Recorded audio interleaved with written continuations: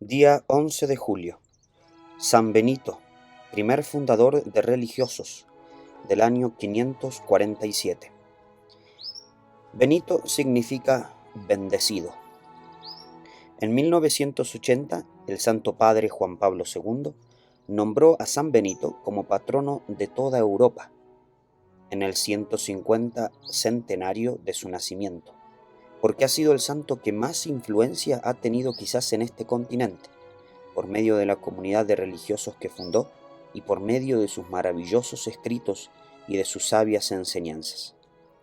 San Benito nació en Nurcia, Italia, cerca de Roma, en el año 480. De padres acomodados, fue enviado a Roma a estudiar filosofía y letras, y se nota que aprendió muy bien el idioma nacional, que era el latín, porque sus escritos están redactados en muy buen estilo. Todos los datos de su biografía los tomamos de la vida de San Benito, escrita por San Gregorio Magno, que fue monje de su comunidad benedictina. La ciudad de Roma estaba habitada por una mezcla de cristianos fervorosos, cristianos relajados, paganos, incluso ateos, bárbaros, y toda clase de gente de diversos países y de variedad de creencias. Y el ambiente, especialmente el de la juventud, era espantosamente relajado. Así que Benito se dio cuenta de que si permanecía allí en medio de esa sociedad tan dañada, iba a llegar a ser un tremendo corrompido. Y sabía muy bien que en la lucha contra el pecado y la corrupción resultan vencedores los que en apariencia son supuestamente cobardes, o sea, los que huyen de las ocasiones y se alejan de las personas malvadas para evitar así el pecado. Por eso, San Benito huyó de la ciudad y se fue a un pueblecito alejado a rezar, meditar y hacer penitencia. Pero sucedió que en el pueblo a donde llegó, obtuvo un milagro como que sin quererlo. Vio a una pobre mujer llorando porque se le había partido un precioso jarrón que era ajeno. Benito rezó y le dio la bendición, y el jarrón volvió a quedar como si nada le hubiera pasado. Esto conmovió mucho a las gentes del pueblo y empezaron a venerarlo como un santo. Entonces tuvo que salir huyendo hacia más lejos. Se fue hacia una región totalmente deshabitada y en un sitio llamado Subíaco, que significa debajo del lago, porque había allí cuevas debajo del agua. Se retiró a vivir en una roca, rodeada de malezas y de espinos, y a donde era dificilísimo subir. Un monje que vivía por los alrededores lo instruyó acerca de cómo ser un buen religioso y le llevaba un pan cada día, el cual amarraba a un cable que Benito tiraba desde arriba. Su barba y su cabellera crecieron de tal manera y su piel se volvió tan morena en aquella roca que un día unos pastores que buscaban unas cabras, al encontrarlo, creyeron que era una fiera. Mas luego, al oírle hablar, se quedaron maravillados de los buenos consejos que sabía dar. Contaron la noticia y mucha gente empezó a visitarlo para pedirle que les aconsejara y les enseñara. Y sucedió que otros hombres, cansados de la corrupción de la ciudad, se fueron a esos sitios deshabitados a rezar y hacer penitencia. Y al darse cuenta de la gran santidad de San Benito, aunque él era más joven que los otros, le rogaron que hiciera de superior de todos ellos y que los guiara. El santo no quería, porque sabía que varios de ellos eran gente difícil de gobernar y porque personalmente era muy exigente con los que querían llegar a la santidad, y sospechaba que no le iban a hacer caso. Pero tanto le rogaron que al fin aceptó el cargo de superior. Con todos ellos fundó allí 12 pequeños conventos de religiosos, cada uno con su superior o abad, y él tenía la dirección general de todo. Cuando algunos de ellos hombres se dieron cuenta de que San Benito como superior era exigente y no permitía vivir prendiéndole una vela a Dios y otra al diablo, y no permitía vivir en esa vida de retiro tan viciosamente como si se viviera en el mundo, dispusieron deshacerse de él y de matarlo, y echaron un fuerte veneno en la copa de vino que él se iba a tomar. Pero el santo dio una bendición a la copa, y ésta saltó por los aires hecha 1000 pedazos. Entonces se dio cuenta de que su vida corría peligro entre aquellos hombres, y renunciando a su cargo, se alejó de allí. Al joven Benito le llegaron espantosas tentaciones impuras. A su imaginación se le presentaban las escenas más corruptoras, y le llegaba el recuerdo de cierta mujer que él había visto hacía tiempo, y sentía toda la fuerza de la pasión. Rezaba y pedía ayuda al cielo, y al fin, cuando sintió que ya iba a consentir, se lanzó contra un matorral lleno de punzantes espinas y se revolcó allí hasta que todo su cuerpo quedó herido. Así, mediante esas heridas corporales, logró curar las heridas de su alma, y la tentación impura se alejó de él.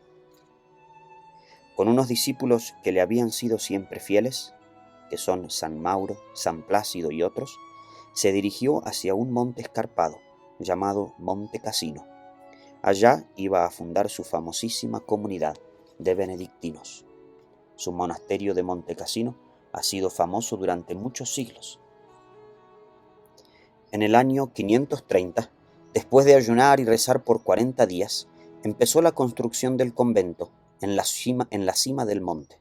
En ese sitio había un templo pagano dedicado a Apolo. Lo hizo derribar y en su lugar construyó una capilla católica. Luego, con sus discípulos, fue evangelizando a todos los paganos que vivían en los alrededores.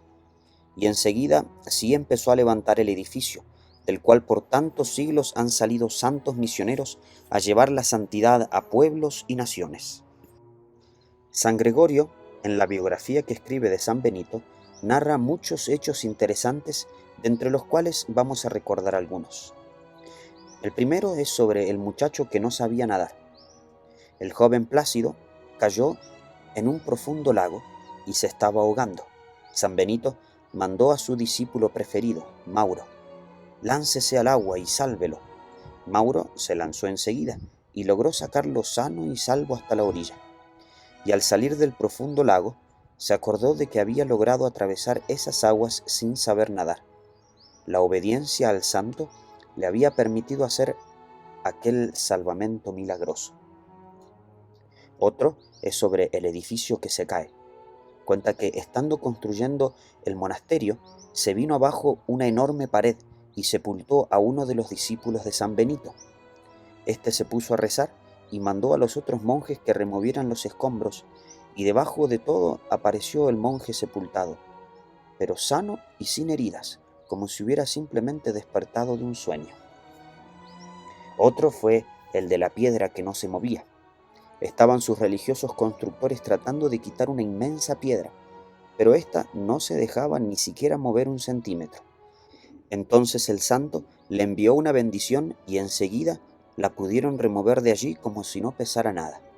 Por eso, desde hace siglos, cuando la gente tiene algún grave problema en su casa que no logra alejar, consigue una medalla de San Benito y le reza con fe y obtiene prodigios. Es que este varón de Dios tiene mucho influjo ante nuestro Señor. Otro suceso fue el del disfrazado. Cuenta que el terrible rey Totila, pagano, estaba invadiendo a Italia y oyó ponderar la santidad del famoso fundador. Entonces mandó al jefe de su guardia que se vistiera de rey y fuera con los ministros a presentarse ante el santo, como si él fuera el rey Totila. San Benito, apenas lo vio, le dijo: «Quítate esos vestidos de rey, que no son los tuyos». El otro volvió a contarle al rey lo sucedido, y éste se fue a visitarlo con gran respeto. El venerable anciano le anunció que lograría apoderarse de Roma y de Sicilia, pero que poco después de llegar a esa isla moriría. Y así le sucedió, tal cual como había dicho San Benito. Otro suceso fue el de los panes que se multiplican. Cuenta que hubo una gran escasez en esa región, y San Benito mandó repartir entre los pobres todo el pan que había en el convento. Solamente dejó 5 panes, y los monjes eran muchos. Al verlos aterrados ante el atrevimiento, les dijo: «Ya verán que el Señor nos devolverá con la misma generosidad con la que hemos repartido». Y a la mañana siguiente llegaron a las puertas del monasterio 200 bultos de harina, y nunca se supo quién los envió. ¿Cómo era un día en la vida de San Benito? Se levantaba a las 2 de la madrugada a rezar los salmos. Pasaba horas y horas rezando y meditando. Jamás comía carne. Dedicaba bastantes horas al trabajo manual y logró que sus seguidores se convencieran de que el trabajo no es un rebajarse, sino un ser útil para la sociedad y un modo de imitar a Jesucristo, que fue un gran trabajador, y hasta un método más bueno para alejarse a las tentaciones. Ayunaba cada día y su desayuno lo tomaba en las horas de la tarde. La mañana la pasaba sin comer ni beber. Atendía a todos los que le iban a hacer consultas espirituales, que eran muchos, y de vez en cuando se iba por los pueblos de los alrededores con sus monjes a predicar y a tratar de convertir a los pecadores. Su trato con todos era extremadamente amable y bien educado. Su presencia era venerable. Escribió su reglamento famoso, que fue la Santa Regla. Inspirado por Dios, escribió nuestro santo el reglamento para sus monjes, que lo llamó así, la Santa Regla. Es un documento que se ha hecho famoso en todo el mundo y en el cual se han basado los reglamentos de todas las demás comunidades religiosas de la Iglesia Católica. Allí recomienda ciertos detalles como estos. La primera virtud que necesita un religioso, después de la caridad, es la humildad. La casa de Dios es para rezar y no para charlar. Todo superior debe esforzarse por ser amable como un padre bondadoso. El ecónomo o el administrador del dinero no debe humillar a nadie. Nuestro lema debe ser trabajar y rezar, ora et labora. Cada uno debe esforzarse por ser exquisito y agradable en su trato.